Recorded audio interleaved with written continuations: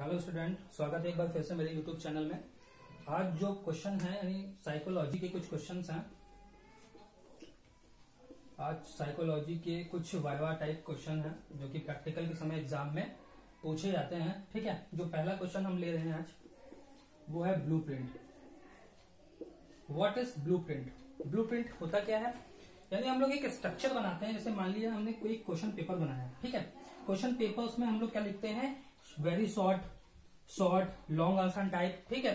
तो इसको सेटअप करते हैं, जैसे ये 5x4, जैसे 4 क्वेश्चन दिए 5 मार्क्स के, है ना। इस टाइप से जो बनाते हैं, यानी हम लोग जैसे मान लिया सपोज 80 नंबर्स का पेपर है, तो इसको पूरा क्वेश्चन पेपर हम लोग जब बनाते हैं, पूरा स्ट्रक्चर क्वेश्चन पेपर का तैयार करते हैं, देखते हैं कि सबकी नंबरिंग क्या है, सही है, यानी सब क्वेश्चन जो हमने दिए हैं सब परफेक्ट नंबर के साथ हैं। तो इस टाइप का एक स्ट्रक्चर, यानी इस टाइप का एक प्रीव्यू, यानी बच्चों क्वेश्चन पेपर देने से पहले का जो प्रीव्यू होता है, ठीक है, तो उसे हम लोग क्या करते हैं? ब्लूप्रिंट बोलते हैं। क्या बोलते हैं? ब्लूप्रिंट।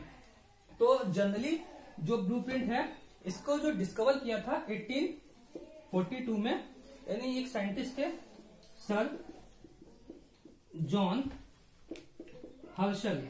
सर जॉन हर्शल एक साइंटिस्ट थे, उन्होंने क्या किया था? ब्लूप्रिंट का सबसे पहले नाम दिया था। ठीक है, जो दूसरा क्वेश्चन है,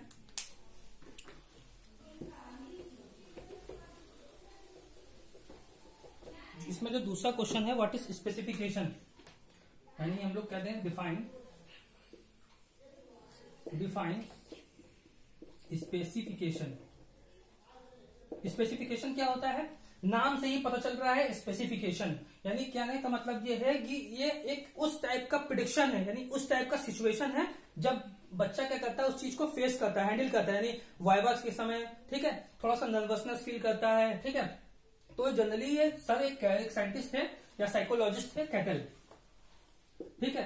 तो कैटल ने क्या कहा था कि जो पर्सनालिटी है, ठीक है, किसी भी पर्सन की, जो चाहे वो गर्ल हो चाहे बॉय हो, उसकी जो पर्सनालिटी है, ठीक है, यानी कहने का मतलब है R equal to function of P into S, ठीक है। यानी किसी भी बच्चे की जो पर्सनालिटी, यानी वो सिचुएशन है, यानी एग्जाम के समय की जो वो सिचुएशन जो बच्चा हैंडल कर रहा होता है, तो उसको किस हिसाब से फेस करेगा, तो वो किस पे डिपेंड करता है। यानी कहने का मतलब है R क्या है? उसका रिएक्शन है, यानी उस एग्जाम के समय वो कैसा फील करेगा, यानी उसका रिएक्शन क्या होगा, तो वो टोटली डिपेंड होता है उसकी पर्सनालिटी पे और उसकी सिचुएशन पे, ठीक है। तो यानी R क्या है? फंक्शन है, और फंक्शन जानते हैं हम लोग क्या करते हैं, मैथ्स में पढ़ते हैं हम लोग फंक्शन। फंक्शन क्या होता है? Rule of correspondence. Rule of correspondence. Function क्या होता है? Rule of correspondence. यानी हम लोग यहाँ पे हम लोग किसकी बात कर रहे हैं? स्पेसिफिकेशन की, यानी बच्चे की पर्सनालिटी पे क्या, मतलब ये 3 फैक्टर हैं आरपीएस, यानी क्या असर पड़ता है, यानी उस टाइप की सिचुएशन को वो कैसे हैंडल करता है। तो ये सर कैटल ने बताया था। तो उन्होंने ये बताया था कि जो आर क्या है उसका रिएक्शन है, यानी टोटली आर क्या है? रिएक्शन है। एफ क्या है? फंक्शन है। पी क्या है? उसकी पर्सनालिटी। पी क्या है? उसकी पर्सनालिटी। एस क्या है? उसका सिचुएशन। एस क्या है? उसका सिचुएशन, यानी ये सब बातों पे डिपेंड करती है उसकी पर्सनालिटी, ठीक है। तो ये हमारा स्पेसिफिकेशन हो गया। And the third question is,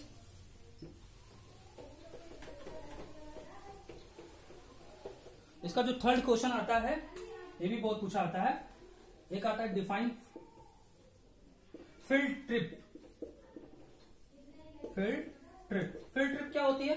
नाम से ही पता चलता है ट्रिप, यानी एक यानी वो सिचुएशन, यानी फील्ड ट्रिप क्या हो सकता है? जैसे हमने कहा एक नॉर्मल क्लासरूम से, यानी इसको जो डिफाइन करते हैं। फील्ड ट्रिप क्या है? Field trip is that an area outside from normal classroom। Field trip क्या है? फील्ड ट्रिप वो एरिया है, यानी नॉर्मल क्लासरूम के आउटसाइड का वो एरिया जहां पर बच्चा क्या फील करेगा? बच्चा यानी क्या करेगा? कुछ सीखेगा, कुछ नया सीखेगा, ठीक है। वो अपनी लाइफ का वो वैल्यूएबल पल, ठीक है, एक्सपीरियंस करेगा, यानी कुछ नया सीखने की कोशिश करेगा, ठीक है। उसे हम लोग क्या नाम देते हैं? Field trip. Now the next question is Bloom taxonomy, ठीक है। टैक्सोनॉमी यानी ब्लूम एक साइंटिस्ट थे, यानी बेंजामिन सैमुअल्स ब्लूम, ठीक है। यानी टेक्सोनॉमी का मीन्स होता है वर्गीकरण। क्या होता है? वर्गीकरण।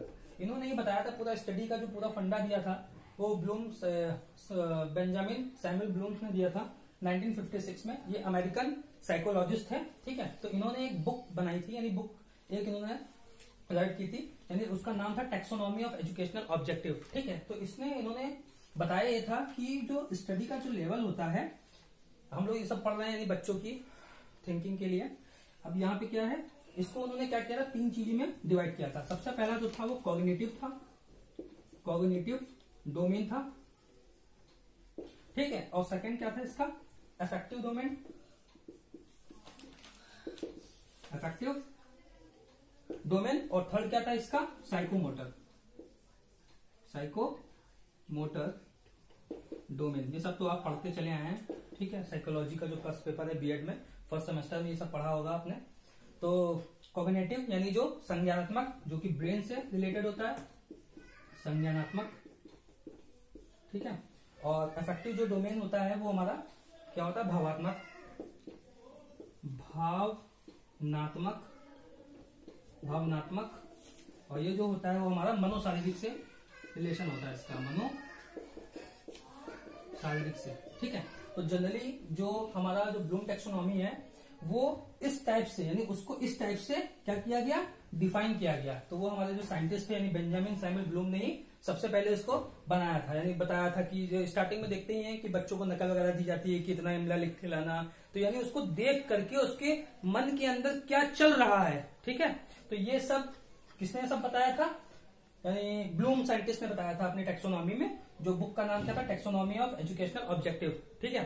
तो ये क्वेश्चन हो गया। आपको मिलते हैं हम इसी के कई और इंपॉर्टेंट क्वेश्चन हैं, ठीक है। आपको नेक्स्ट वीडियो में हम उसको बताएंगे। तो हम लोग उसमें क्या क्या डिस्कस करेंगे, हम लोग डिस्कस करेंगे माइक्रो टीचिंग, माइक्रो टीचिंग बहुत इंपॉर्टेंट है, माइक्रो टीचिंग डिस्कस करेंगे। और इसके बाद आती है माइक्रो साइकिल, माइक्रो साइकिल, ठीक है, जो कि हमारी एनसीईआरटी के अनुसार, एनसीईआरटी के अनुसार हमारा जो माइक्रो टीचिंग का जो प्लान बनता है, प्लान, उसका टीचिंग, उसका रीप्लान, ठीक है, फिर रीटीचिंग, यानी टोटल 36 मिनट होते हैं उसमें, ठीक है। तो ये सब हम लोग डिस्कस करेंगे। अगर आपको वीडियो अच्छा लगे तो आप लाइक करिए, शेयर करिए, ठीक है। और मिलते हैं फिर नेक्स्ट वीडियो में।